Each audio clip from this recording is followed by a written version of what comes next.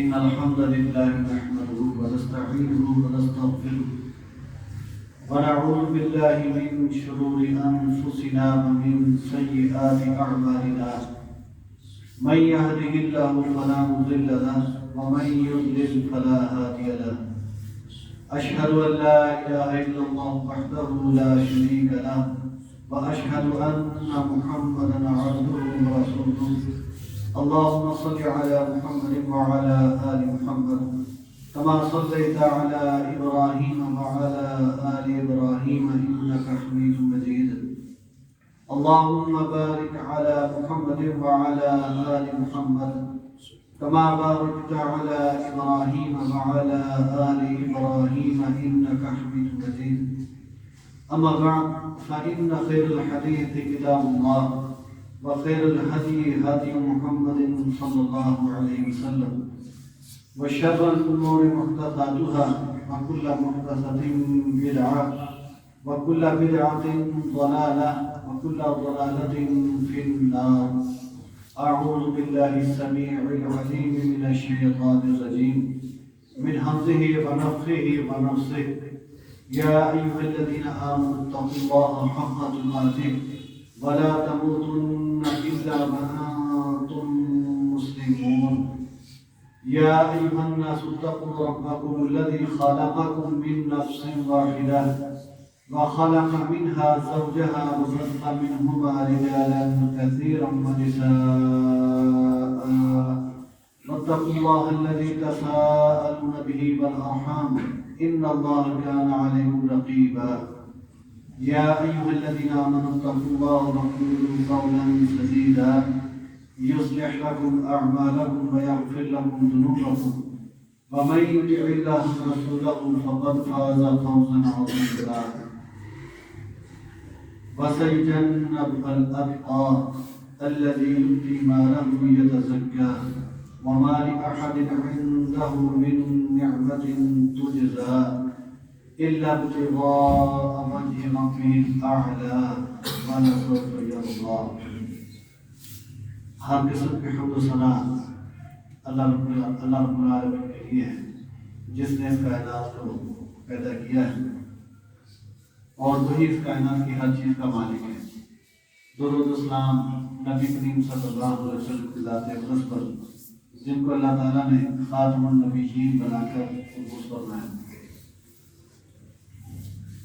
میرے محترم بھائیوں، آدم علیہ السلام سے لے کر جناب محمد کریم صلی اللہ علیہ وسلم تک اللہ تعالیٰ نے جتنے بھی نبی رسول بھیجے ان کا مقصد اللہ کے بندوں تک اللہ کے دین کو پہنچانا ہے، کیونکہ لوگوں کی اکثریت راہ راست کو چھوڑ کر اپنے اپنے بنائے ہوئے ادیان کے اوپر لگی ہوئی تھی۔ تو ہر قوم اور ہر امت کے اندر اللہ تعالیٰ نے نبی رسول بھیجے تاکہ ان کو ہدایت کا راستہ بتایا جائے، اور نبی کریم صلی اللہ علیہ وسلم کے بعد قیامت تک کسی نبی رسول نے نہیں آتی۔ آپ خاتم النبیین تھے، آپ کے بعد کوئی نبی آنے والا نہیں، اور وہ مشن جو انبیاء کرام علیہ السلام چھوڑ کر گئے تھے، اب وہ مشن امت محمدیہ کے علماء کے ذمے میں، انہوں نے اب اللہ کے دین کو لوگوں تک پہنچانا ہے۔ تو اللہ تعالیٰ نے نبی کریم صلی اللہ علیہ وسلم کو ایسے اصحاب اور ایسے ساتھی دے دیے کہ کسی نبی رسول کے حصے میں ایسے جان نثار ساتھی ان کے مقابلے نہیں تھے، اور ان صحابہ کرام کی جماعت میں رضوان اللہ علیہم اجمعین جناب ابو بکر صدیق رضی اللہ تعالیٰ عنہ فضیلت کے اعتبار سے اپنے مقام کے اعتبار سے سب سے اعلیٰ نمایاں ہیں۔ تو ان کی سیرت کے حوالے سے چند باتیں آپ کے سامنے رکھنا چاہتا ہوں، کیونکہ ربیع الثانی کا مہینہ جناب ابو بکر صدیق رضی اللہ عنہ کی وفات کا مہینہ ہے، اور جناب ابو بکر صدیق رضی اللہ عنہ اتنی بڑی شخصیت ہیں کہ شاید ہم اس کا تصور نہ کر سکیں۔ یعنی افضل البشر بعد الانبیاء، نبی کریم صلی اللہ علیہ وسلم نے فرمایا کہ انبیاء کے بعد سب سے بہترین آدمی پوری انسانیت میں سے وہ جناب ابو بکر ہیں رضی اللہ تعالیٰ عنہ، اور انتہائی خیر والے آدمی تھے۔ ان کے بہت سارے فضائل ہیں جن کو مختصر وقت میں بیان نہیں کیا جا سکتا، لیکن ان کے دور کے چند کارنامے نمایاں، ان کے کارنامے، ان کی طرف اشارہ کریں گے انشاءاللہ۔ نبی کریم صلی اللہ علیہ وسلم نے جب اسلام کی دعوت دی، اسلام کو لوگوں پر پیش کیا، تو ابو بکر صدیق رضی اللہ تعالیٰ عنہ وہ پہلے آدمی تھے جنہوں نے اسلام قبول کی۔ سیدہ خدیجہ کے بارے میں آتا رضی اللہ تعالیٰ عنہ عورتوں میں، وہ آپ کی بیوی تھی۔ آدمی کہہ سکتا ہے بیوی تو اپنے شوہر کے زیر اثر ہوتی ہے، اتفاق کرنے والی ہوتی ہے اپنے شوہر سے۔ علی رضی اللہ عنہ کے بارے میں کہتے ہیں وہ تو آپ کی کفالت میں تھے، نوعمر تھے، ان کا اسلام لانا بھی وہ آپ کے زیر اثر تھا۔ جناب زید بن حارثہ رضی اللہ تعالیٰ عنہ وہ آپ کے ہاتھ کردہ غلام تھے، لیکن بہرحال آپ کے ساتھ ان کا تعلق تھا۔ لیکن ایک آزاد آدمی، اپنی مرضی کا مالک آدمی، تاجر آدمی، کسی طرح کا جس کے اوپر کوئی دباؤ نہیں، اس نے سب سے پہلے اسلام کو قبول کیا۔ اور نبی کریم صلی اللہ علیہ وسلم فرماتے ہیں میں نے جس کے اوپر بھی اسلام کو پیش کیا اس نے کچھ تردد کیا، کچھ غور و فکر کیا، سوچا، حالات کو دیکھا، پھر اس نے اسلام قبول کیا۔ لیکن ابو بکر ایسے آدمی تھے، انہوں نے ذرا برابر بھی توقف نہیں کیا۔ آپ کی ساری زندگی ان کے سامنے تھی، جب آپ نے اسلام پیش کیا ان کے سامنے، انہوں نے فوری طور پر اسلام کی دعوت کو قبول کر لیا۔ بہت بڑا اعزاز تھا۔ سب سے پہلے اسلام لانے والے جناب ابو بکر صدیق رضی اللہ عنہ، نہ صرف یہ کہ اسلام لائے بلکہ نبی کریم صلی اللہ علیہ وسلم کے ساتھ مل کر انہوں نے دعوت کا کام شروع کر دیا۔ دین کی دعوت کا کام، لوگوں تک اللہ کے دین کو پہنچانا، یہاں تک کہ جو بڑے بڑے کبار صحابہ ہیں، عشرہ مبشرہ میں سے، ان کی دعوت پر مسلمان ہوئے۔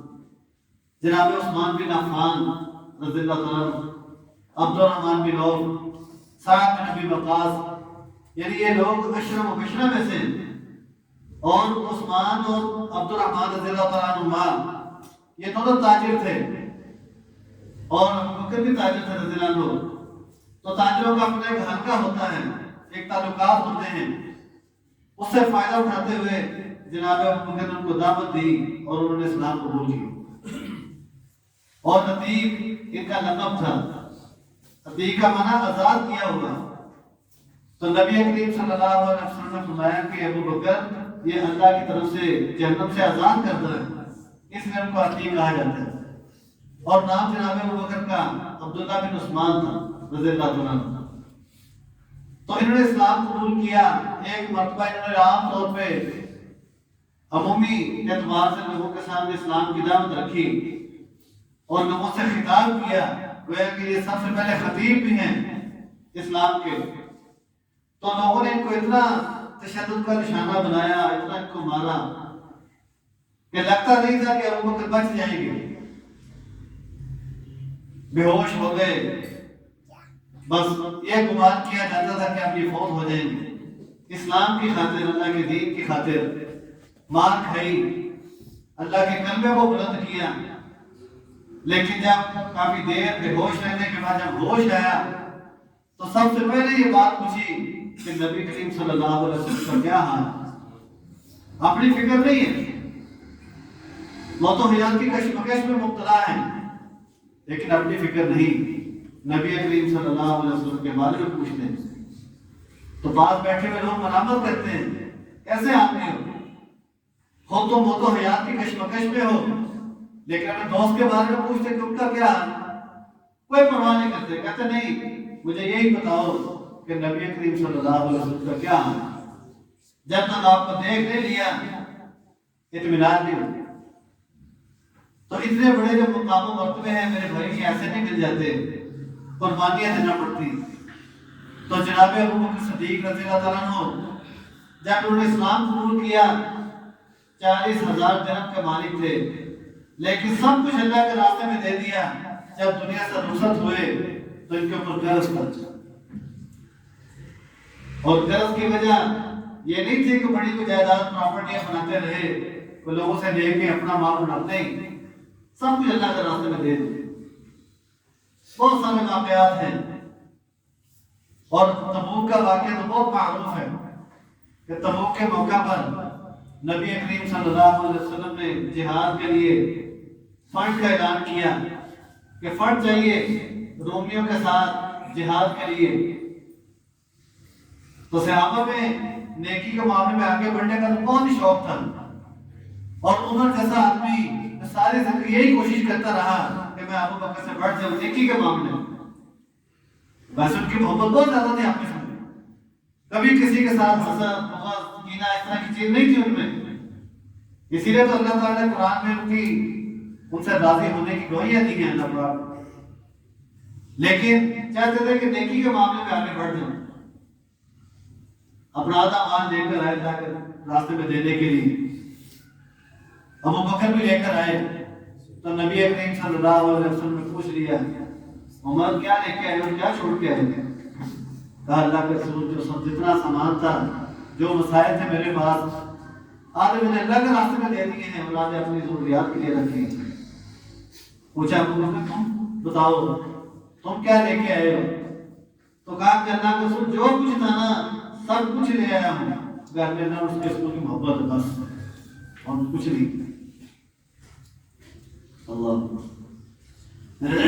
ابو قحافہ یہ آپ کے والد تھے، لیکن ان کی بینائی بہت کم تھی، بہت ان کو مطلب نظر نہیں آتا تھا، بہت نظر دیکھ تھی۔ تو جب یہ ہجرت کر کے چلے گئے، ابو بکر جو پاس تھا مال سارا لے گئے کہ کام آئے گا، راستے میں ضرورت ہوگی۔ تو باپ کہتا ہے اپنی پوتیوں کو، اسماء رضی اللہ تعالیٰ جو ابو بکر کی بیٹی تھی، ان کو کہتا ہے دادا ابو قحافہ رضی اللہ تعالیٰ ابو بکر کے بارے میں کہ دیکھو تمہارا باپ کیسا ہے، جو کوئی اتنا سارا سمیٹ کے لے گیا اپنے دوست کے ساتھ، گھر میں ضرورت کے لیے کیا چھوڑا ہے اس نے؟ تو پوتیاں اسماء رضی اللہ تعالیٰ اور عائشہ رضی اللہ تعالیٰ، عائشہ تو بہت چھوٹی تھی، یہ اسماء سمجھدار تھی اس وقت، وہ یہ ہوتا نا ہمارے یہاں پتھر ہوتے چھوٹے چھوٹے بجری ٹائپ کے، ان کو نیچے رکھ کے اوپر کپڑا رکھ کے نا تو بابے کی ہاتھ لگاتی، بابا جی نے دیکھو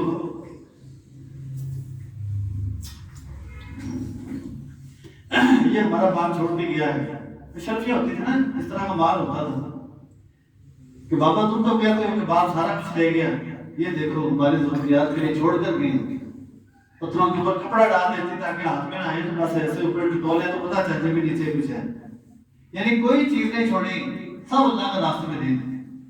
40,000 درہم تھے اس وقت، سب اللہ کے راستے میں دے دی۔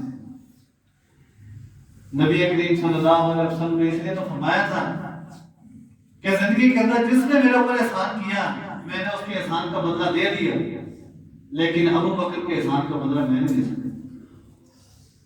اتنے قربانی اسلام کے خود بھی اسلام کے لیے وقف ہیں، اور غار ثور میں جب قیام کیا، سلح کیا، دشمن پیچھے لگے ہوئے تھے، جان کے خطرے تھے، تو پھر اسباب وہاں کھانا لے کر آتی، بیٹا عبد الرحمن صبح صبح رات کو نکل جاتا، جا کر غار ثور میں ساری رپورٹ دیتا مکے کی کہ حالات کیسے ہیں اور کیا کیا منصوبہ بندی ہو رہی ہے آپ کے خلاف، اور صبح ہونے سے پہلے مکے میں واپس آ جاتے تاکہ کسی کو پتہ نہ چلے کہ میں کہیں گیا تھا۔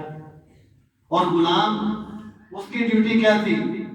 بکریاں لے کے آتا، اور جو قدموں کے نشانات ہوتے تھے نا آنے جانے کے، کچے راستے ہوتے قدموں کے نشانات ہوتے تھے، تو وہ قدموں کے نشانات کے اوپر اپنی بکریوں کو چلا کے اس طرح بکریوں کو چلا پھرا کے وہ نشانات ختم کر دیتا، اور بکریاں لے کے جاتا تھا کہ جناب ابو بکر اور اللہ کے رسول صلی اللہ علیہ وسلم دو دن کا دو کبیر، یعنی سارا گھرانہ اللہ کی امانت نبی محمد کریم صلی اللہ علیہ وسلم کے لیے لگا ہوا. تو میرے بھائی یہ تھے جناب ابوبکر صدیق رضی اللہ تعالیٰ عنہ. ایک مرتبہ امی جان سیدہ عائشہ رضی اللہ تعالیٰ عنہ پوچھنے لگی کہ اللہ کے نبی صلی اللہ علیہ وسلم رات کا وقت تھا، نظر پڑی آسمان کے ستاروں پر، تو ایسے خیال آ گیا دل میں، تو پوچھا اللہ کے نبی صلی اللہ علیہ وسلم کیا کسی آدمی کی اتنی نیکیاں بھی ہوں گی جتنے آسمان کے ستارے ہیں؟ لا تعداد اور بے شمار ستارے ہیں جن کا شمار ممکن نہیں. اور سر یہی ستارے نہیں ہیں، بہت سارے تو ایسے جو ہمیں نظر ہی نہیں آتے. اتنی زیادہ تعداد ہے آسمان پر ستاروں کی. تو پوچھا تو آپ نے فرمایا کہ ہاں عائشہ، ایک آدمی ہے کہ جس کی نیکیاں آسمان کے ستاروں کے برابر. تو پوچھا کہ اللہ کے رسول وہ کون ہے؟ میں خیال ہے میرے باپ کا نام لیں گے. تو فرمایا کہ عمر بن خطاب ہے رضی اللہ تعالیٰ عنہ جن کی نیکیاں آسمان کے ستاروں کے برابر.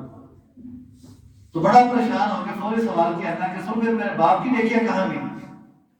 تو فرمایا عائشہ تیرے باپ کی وہ نیکیاں جو غالب سور میں اس نے میرے ساتھ قیام کیا تھا، گزارا تھا، وہ نیکیاں آسمان کے ستاروں سے زیادہ ہیں.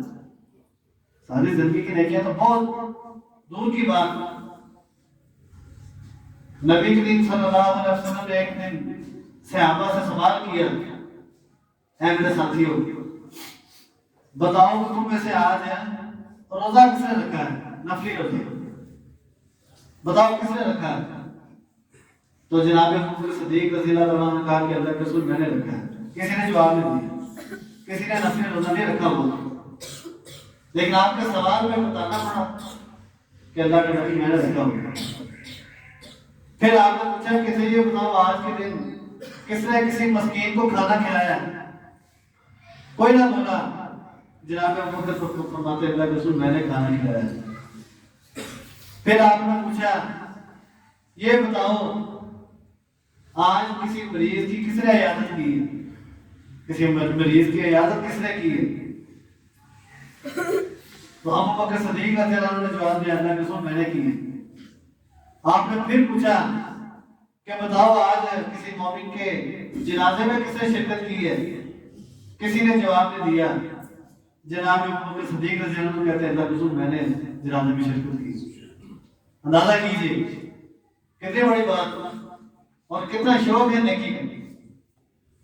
تو آپ نے فرمایا کہ جو چیزیں جس آدمی یہ چیزیں جمع ہو جائیں آپ نے فرمایا کہ وہ آدمی جنتی ہے. گویا کہ اس حدیث کے حوالے سے بھی جناب ابوبکر صدیق رضی اللہ عنہ جنتی ہیں. اور پھر آپ کا نام لے کر آپ نے ان کو جنت کی بشارت دی ہے. اور پھر ہر معاملے میں آپ ابوبکر صدیق رضی اللہ عنہ کے ساتھ مشورہ کرتے ہیں. ایک مرتبہ احد کے اوپر چڑھے آپ، احد پہاڑ پر، پہاڑ لرزنے لگا. آپ کے ساتھ جناب ابوبکر تھے اور عمر عثمان تھے رضی اللہ عنہ. تو آپ نے پاؤں مارا کہ اور پہاڑ ٹھہر جا، تیرے اوپر ایک نبی، ایک صدیق اور 2 شہید. گویا کہ آپ نے ابوبکر صدیق رضی اللہ عنہ کو صدیق قرار دیا. اور اس کی وجہ یہ تھی کہ جب آپ نے معراج کے واقعے کی آپ نے تصدیق کی، جب نبی علیہ السلام معراج پر گئے اور واپس آ کر بتایا کہ میں نے ایک رات کے حصے میں یہاں سے میں بیت المقدس گیا ہوں، پھر 7 آسمانوں کی میں نے سیر کی، جنت دوزخ کا میں نے مشاہدہ کیا ہے.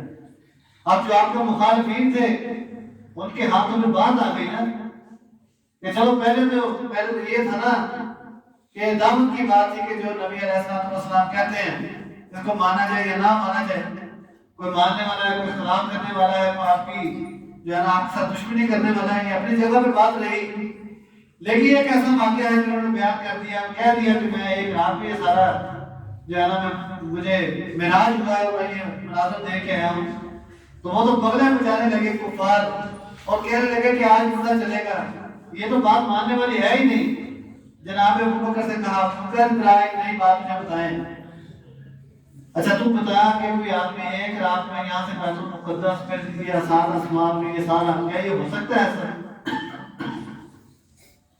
میں کون کہتا ہے؟ پتا تو چل گیا نا، تو پیار کس نے کہا ہے؟ ابو بکر تیرے دوست کہتے ہیں محمد بن عبداللہ، وہ تو محمد بن عبداللہ کہتے تھے، تیرا دوست کہتا ہے کہ میں سارا کچھ کر کے آیا ہوں۔ تو فرمایا کہ جو اللہ کے رسول صلی اللہ علیہ وسلم جو کہتے ہیں وہ سچ ہے، وہ حق ہے۔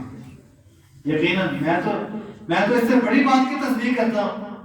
آپ دن میں مجھے کئی مرتبہ کہتے ہیں کہ میرے پاس جبرائیل علیہ السلام آئے، انہوں نے مجھے یہ پیغام دیا، یہ وحی لے کے آئے، میں تو اس کی تصدیق کرتا ہوں۔ تو جو اللہ تعالیٰ دن میں کئی مرتبہ جبرائیل کو بھیج سکتا ہے، جبرائیل واپس جاتا ہے، پھر آتا ہے، پھر جاتا ہے، تو یہ اللہ کے مشکل ہے کہ ایک رات میں آپ کو بیت المقدس اور 7 آسمانوں کے اللہ سیر کرا۔ تب سے آپ نے کہا کہ ابو بکر تو صدیق ہے، تو سچا ہے، تصدیق کرنے والا ہے۔ قربان جائیے ابو بکر کے، کتنی بڑی شخصیت۔ اور آپ کا دور خلافت 2 سال تقریباً مدت ہے آپ کے دور خلافت کی۔ جناب عمر رضی اللہ تعالیٰ عنہ 10 سال کی خلافت ہے، اور ان کے دور کو انقلابی دور کہا جاتا ہے، جناب عمر رضی اللہ عنہ کے دور۔ لیکن ذرا غور کریں کہ اس کی بیس کیا تھی، عمر رضی اللہ تعالیٰ عنہ کے انقلابی دور کی بیس کیا تھی؟ ابو بکر صدیق رضی اللہ عنہ کا دور، اتنا انقلابی دور تھا وہ، اتنے بڑے فتنوں کا سر کچل دیا جناب ابو بکر نے رضی اللہ تعالیٰ عنہ۔ اسی کی وجہ سے آئندہ آنے والی جو خلافتیں تھیں وہ مضبوط ہوئیں۔ نبی علیہ السلام دنیا سے رخصت ہوئے، سب صحابہ پریشان تھے، اور عمر تو کہتے تھے جو کہے گا کہ اللہ کا رسول دنیا سے رخصت ہو گئے، فوت ہو گئے، میں اس کی گردن اتار دوں۔ ابو بکر صدیق رضی اللہ عنہ اپنے ہوش و حواس میں تھے، اپنے آپ میں قابو رکھا ہوا تھا، انہوں نے خطبہ ارشاد فرمایا اور قرآن کریم کی آیت پڑھی، وما محمد الا رسول قد خلت من قبله الرسل افإن مات او قتل انقلبتم على اعقابكم ومن ينقلب على عقبيه فلن يضر الله شيئا وسيجزي الله الشاكرين۔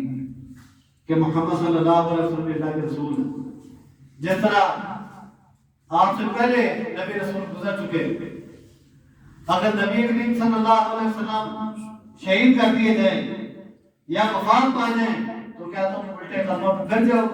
یہ اور میں نازل ہوئی تھی یہ آیت مبارکہ، ابو بکر نے پڑھی تو عمر کہتے ہیں کہ مجھے ایسے لگا جیسے قرآن کی آیت آج نازل ہوئی، اور پھر میں بیٹھ گیا، اور پھر ابو بکر صدیق رضی اللہ تعالیٰ عنہ نے تاریخی الفاظ کہے، تاریخی خطبہ ارشاد فرمایا۔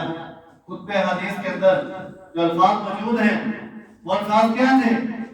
تم میں سے جو آدمی محمد صلی اللہ علیہ وسلم کی عبادت کرتا تھا وہ سن لے، اس کا معبود فوت ہو، سمجھانے کے لیے، اور جو اللہ تعالیٰ کی عبادت کرتا ہے وہ سن لے کہ اس کا معبود ہمیشہ زندہ ہے، اس کو کبھی موت نہیں ہے۔ یعنی پیغام دیا صحابہ کو، اور صحابہ کے ہوش و حواس درست ہوئے کہ یہ حقیقت ہے کہ اللہ کے رسول دنیا سے رخصت ہو گئے۔ اب یہ قیادت کا معاملہ اور یہ دین اسلام کی نشر و اشاعت اور اسلام کا علم یہ بلند کرنا اب یہ ہمارا کام ہے۔ صحابہ کو سمجھ آ گئی بات، یہ ابو بکر صدیق رضی اللہ عنہ تھا۔ انشاءاللہ اپنے خطبے میں ان کے دور کے اندر جو فتنے کھڑے ہوئے اور جس طرح انہوں نے فتنوں کا مقابلہ کیا انشاءاللہ اس کو بیان کیا جائے گا۔ تو صحابہ کی محبت یہ ہمارے ایمان کا حصہ ہے۔ ابو بکر صدیق رضی اللہ عنہ تمام انبیاء کرام علیہ السلام کے بعد پوری کائنات کے انسانوں میں سے افضل الاعلیٰ ہیں، ان کے مقام کو کوئی امتی نہیں پہنچ سکتی۔ یہ ہمارا ایمان ہے، ہمارا عقیدہ ہے، اور نبی کریم صلی اللہ علیہ وسلم کی کہ ہر صحابی کے ساتھ ہم دل و جان سے محبت کرتے ہیں، اور ان کے ساتھ محبت رکھنا، ان کے بارے میں زبان سے اس طرح کے الفاظ نکالنا یہ ایمان کے منافی ہے، اور ہم ایسے لوگوں کو قطعاً کامل مومن نہیں سمجھتے جو صحابہ کرام کے بارے میں بدگمانی کرتے ہیں۔ تو میرے بھائیوں، جناب ابو بکر صدیق رضی اللہ عنہ ان کے فضائل قرآن نے بیان کیے، اللہ کے رسول صلی اللہ علیہ وسلم نے بیان کیے، صحابہ کرام نے بیان کیے، اتنی بڑی شخصیت تھے۔ اسلام کے ان کی خدمات زبردست ہیں۔ اللہ تعالیٰ جہاں پر ابو بکر صدیق لیتے ہیں، نبی کریم صلی اللہ علیہ وسلم کے ساتھ اللہ تعالیٰ ان کے اوپر اپنی کروڑوں رحمتیں نازل فرمائے۔ اللہ تعالیٰ ہمیں بھی ان کے نقش قدم پر چلائے، اور اللہ تعالیٰ قیامت کے دن ہمارا ساتھ بھی ابو بکر کے ساتھ کرے۔ اللہ تعالیٰ ہمیں دین اسلام کی زندہ رکھے، ایمان کو موت دے۔ وما علیہ